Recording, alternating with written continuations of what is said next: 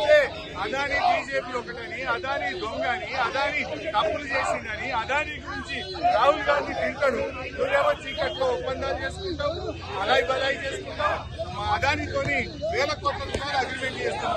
ఇది ఎక్కడి న్యాయమో నేను ఈ రోజు రేవంత్ రెడ్డి అడుగుతా ఉన్నాను. అయినా మొదటి రోజు శాసనసభ సమావేశాల్లో గతంలో అనేక మంది శాసనసభలు, విపక్షాలు, ప్రతిపక్షాలు అంబేద్కర్ నుంచి రైతుల పక్షాన గడ్డి పట్టుకొని పోయిన సందర్భాలు ఉన్నాయి, కన్నీళ్లు పట్టుకొని పోయిన సందర్భాలు ఉన్నాయి.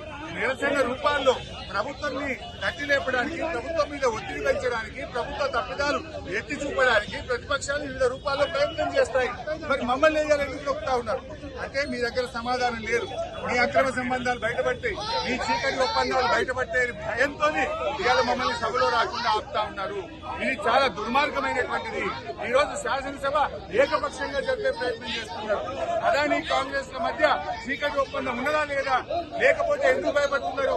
అదానీతో మీకు చీకటి ఒప్పందాలు లేకపోతే, టేబుల్ కింద ఒప్పందాలు లేకపోతే మమ్మల్ని ఎందుకు ఆపుతున్నావు రేవంత్ రెడ్డి అని అడుగుతా ఉన్నా.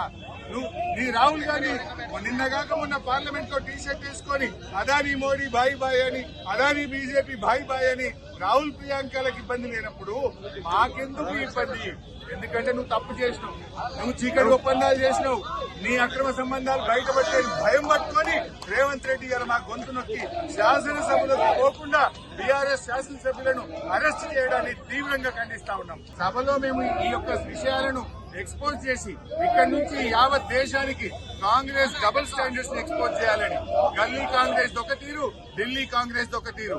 ఢిల్లీ కాంగ్రెస్ ఏమో అదానీ చోర్ హే అంటాడు, గల్లీ కాంగ్రెస్ ఏమో అదానీ బాయి బాయి అంటున్నాడు. అంటే రాహుల్ గాంధీకి ఏమో అదానీ చోర్ లెక్క కనబడుతుండు, రేవంత్ రెడ్డి లెక్కేమో దోస్త్ లెక్క కనబడుతుండు. మరి ఇప్పుడు రాహుల్ గాంధీది కరెక్టా, రేవంత్ రెడ్డికి కరెక్టా? నిజంగా అదానీ చోరా, అదానీ దోస్తా? ఇలా రాహుల్ గాంధీది ఒక డైలాగ్ ఎట్లుంటది, ఇలా రేవంత్ రెడ్డి ఒకటి ఎట్లుంటది? ఇద్దరు ఒకే పార్టీ కదా. మీ నాయకుడు ఒక తీరు, నీదొక తీరా రేవంత్ రెడ్డి అని మేము అడుగుతా ఉన్నాం.